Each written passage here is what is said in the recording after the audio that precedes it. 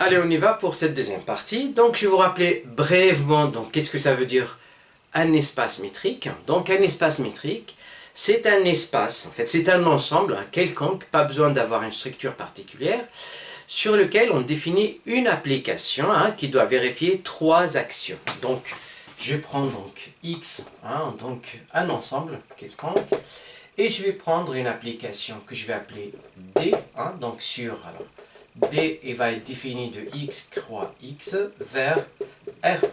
Et donc cette application, il faut qu'il vérifie trois actions. La première axiome, il faut qu'il soit symétrique, ça veut dire la distance entre X et Y, c'est la même que la distance entre Y et X.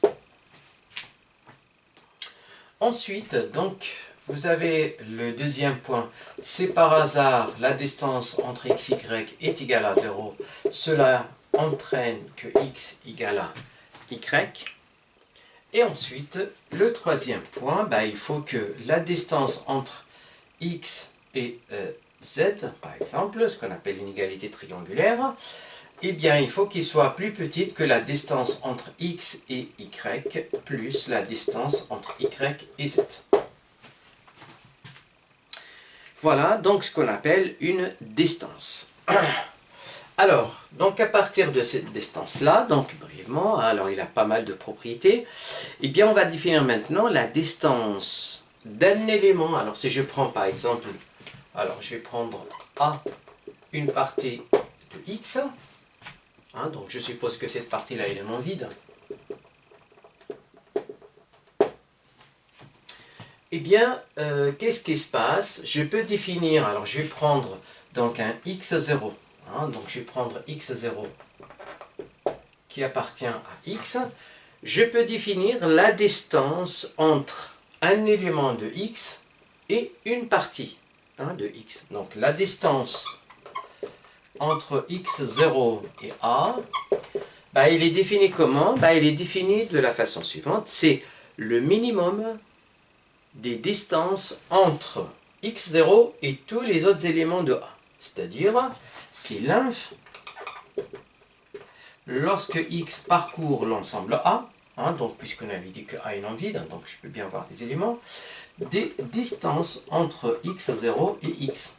Donc je prends le minimum. D'accord? Alors, il se trouve que ce minimum-là, il ne peut pas exister. Il peut être infini, donc plutôt infini. Il peut donc ne pas être atteint, c'est-à-dire ce minimum-là peut ne pas donc être dans A.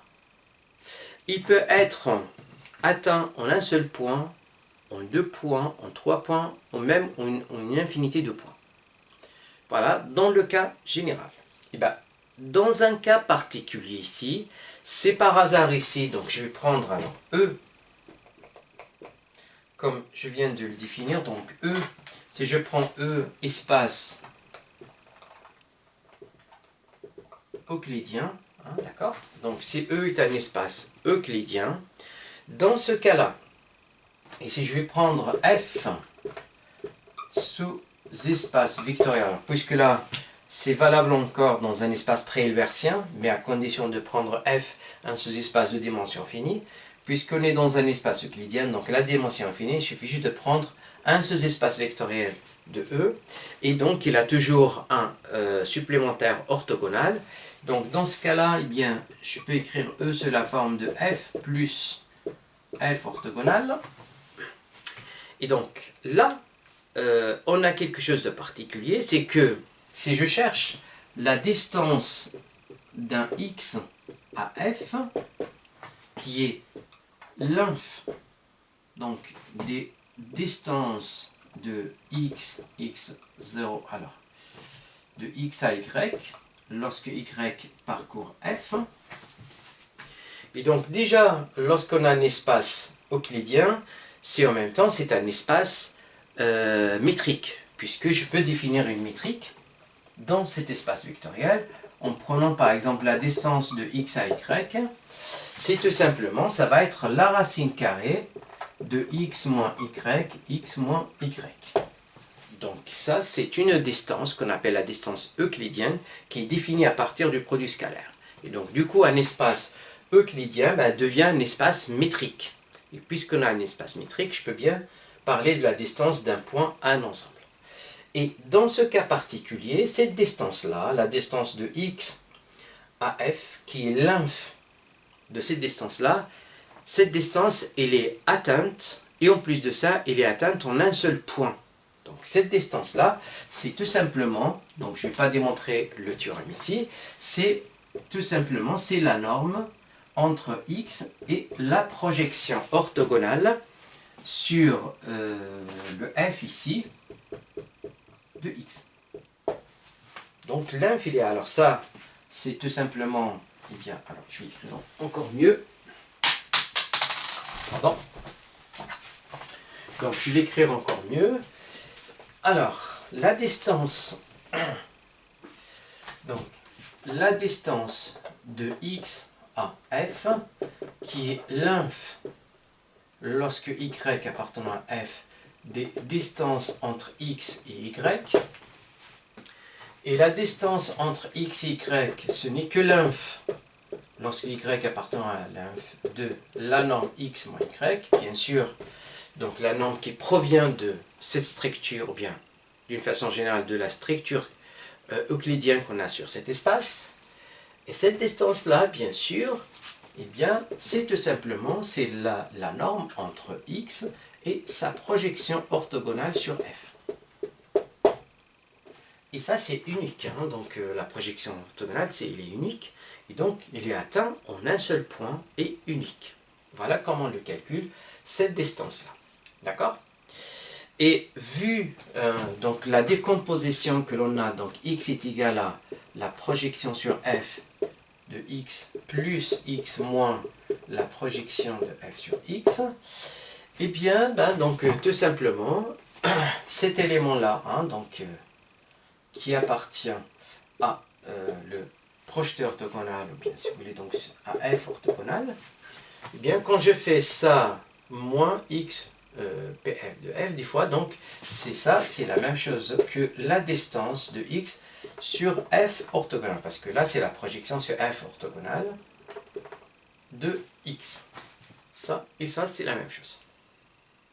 Voilà d'une façon générale. Et donc on revient maintenant à un autre cas ici, voilà, dans lequel on a donc A, on a tout ce qu'il faut ici. Bon, allez, on y va. Donc, première façon pour le faire, donc on va faire la façon générale, donc celle-là. Et donc pour avoir celle-là, donc je prends le x ici, donc le x qui est égal à 1, 1, 1, donc notre x, et bien je vais d'abord calculer la projection, hein, donc de x par rapport à f. Et pour calculer la projection, c'est tout simplement c'est cette matrice-là fois pf de x. Donc je vais calculer pf de 1, 1 et 1. Et ça va faire 1 sur 6. Donc 5 moins 2, 1. Moins 2, 2, 2, 1, 2 et 5. Que je dois appliquer 1, 1, 1. Alors pour voir combien ça fait. Hein, donc comme ça je vais chercher pf de x. Hein, d'accord? Et donc là ça va faire 1 sur 6 fois.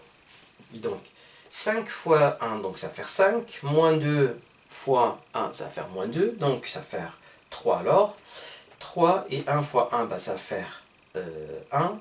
3 plus 1, ça va faire 4.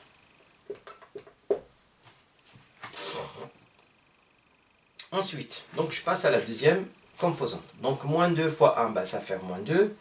Plus 2, ça va faire 0 et 2. Donc je vais voir 1, 2 ici. Et pour troisième, donc ça va faire alors 1 fois 1, ça va faire 1.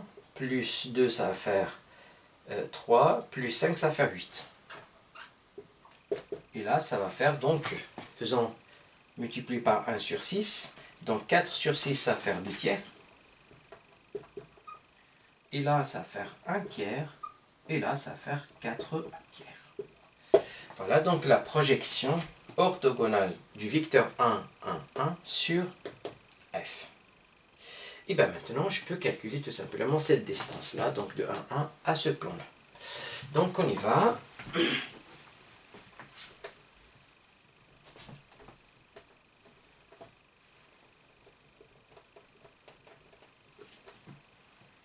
Donc la distance de 1, 1, 1 à l'image de P égale, on avait dit, donc ça va faire X moins donc la projection. Donc le X c'est 1, 1, 1, puis après moins cette projection. Donc 2 sur 3, ensuite 1 sur 3, puis après 4 sur 3. Sachant que là, je dois mettre tout sur 3, donc c'est 3 sur 3, 3 sur 3, 3 sur 3, et là ça va faire. Donc 3 sur 3 moins 2 sur 3, ça va faire 1 tiers. 1 moins, donc 3 sur 3 moins 1 tiers, ça va faire 2 sur 3. 3 sur 3 moins 4 sur 3, ça va faire moins 1 sur 3. Et ça, donc ça va faire, puisqu'on est donc dans la structure canonique, ben, la norme de ce vecteur-là, ben, c'est tout simplement 1 sur 3 au carré plus 2 sur 3 au carré plus 1 sur 3 au carré. Hein, d'accord? Et là, le calcul, donc, il est fait de la façon suivante. Donc, 1 au carré, ça va faire 1. 2 au carré, ben, ça va faire 4. Plus 1, ça va faire racine carrée de 6 sur 9. En quelque sorte, bon, ça fait racine carrée de 6, mais la racine carrée de 9, ça va faire 3. Donc la distance en question, c'est racine carrée de 6 sur 3. Donc voilà comment on calcule la distance, bien sûr. Ça, c'est la méthode générale, hein, sur n'importe quel espace, vous avez ça. Vous avez donc là, je vais aborder le cas particulier, puisque là, notre plan ici, c'est un hyperplan. Donc dans le cas d'un hyperplan, voilà comment on calcule. D'accord? Et donc, on avait dit qu'au lieu de calculer, voilà, que la distance, hein, donc vous avez alors, d'une façon générale, donc la distance de x à f, ça se calcule, donc c'est la distance, c'est la norme de x moins pf de x, et c'est la même chose que la norme de x, mais la projection de x sur f orthogonale de x. Et on va exploiter ça. D'accord? Et bien ici, qu'est-ce qu'on a? Donc, x orthogonale, eh bien, f orthogonale, on avait dit que c'était quoi? Ben, c'est tout simplement, c'est ker de f. Or, ker de f, alors j'avais repris ici donc pour ne pas oublier, ker de f c'est vect moins 1, moins 2 et 1. Et on sait que pour avoir donc la projection orthogonale donc de x, alors la projection sur f orthogonale de x, alors là on avait de la chance, donc on avait la matrice, donc ça me permet de l'avoir facilement, mais dans le cas général, on peut chercher, donc on peut rechercher une base orthonormée. Et donc là, la base, donc elle est constituée d'un seul élément, il faut juste le normaliser. Donc, eh bien, le normaliser ici, alors, donc pour avoir ça, ça va faire alors x scalaire. Donc ce vecteur-là, alors on l'avait appelé V1, donc V1, mais il faut le normaliser. Hein, donc on va le normaliser, alors ça veut dire sur V1, V1, et appliquer à V1. Donc normalement, c'est comme ça, fois 1 sur V1, V1, V1. Donc c'est comme ça, puisque là, ça va être un vecteur unitaire de cet espace-là. D'accord?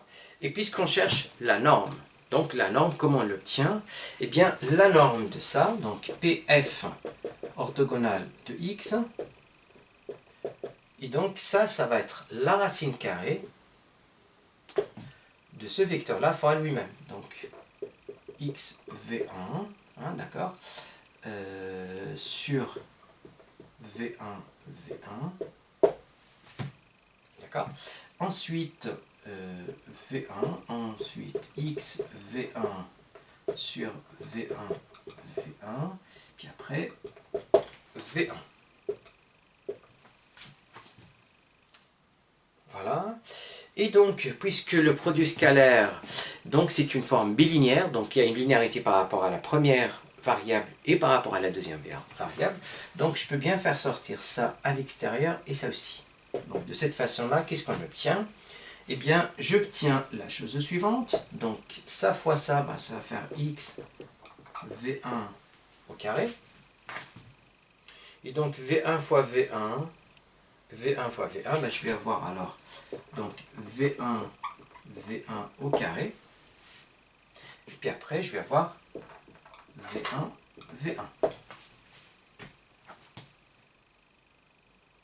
Voilà, et donc à partir de là,